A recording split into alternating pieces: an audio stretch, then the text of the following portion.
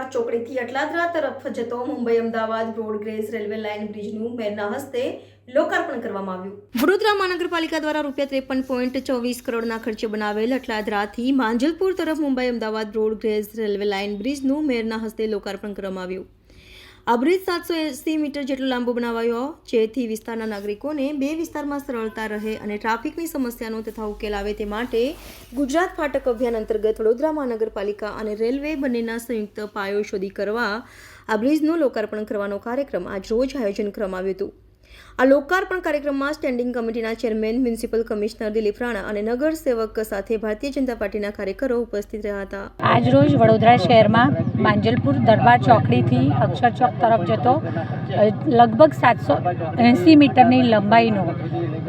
જે બ્રિજ બનાવવામાં આવ્યો હતો, વિસ્તારના નાગરિકોને બે વિસ્તારમાં જવા આવવામાં સરળતા રહે અને ટ્રાફિકની સમસ્યાનો ઉકેલ લાવવાની દિશામાં તથા ફાટક મુક્ત ગુજરાત અભિયાન અંતર્ગત જે વિવિધ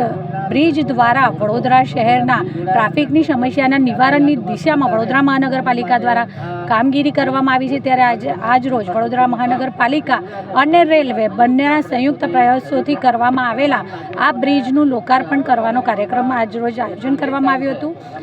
જેમાં સ્ટેન્ડિંગ સમિતિના ચેરમેન શ્રી ડૉક્ટર શીતલભાઈ મિસ્ત્રી, મ્યુનિસિપલ કમિશનર શ્રી દિલીપભાઈ રાણા, વડોદરા શહેર ભારતીય જનતા પાર્ટીના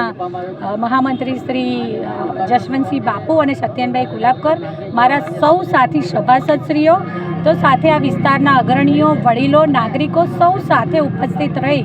અને આ કાર્યક્રમની સફળતા અને આ કાર્યક્રમ દરમિયાન આશીર્વાદ આપવા માટે સૌ સાથે હાજર રહ્યા। હું સૌને ખૂબ ખૂબ અભિનંદન પાઠવું છું। આભાર।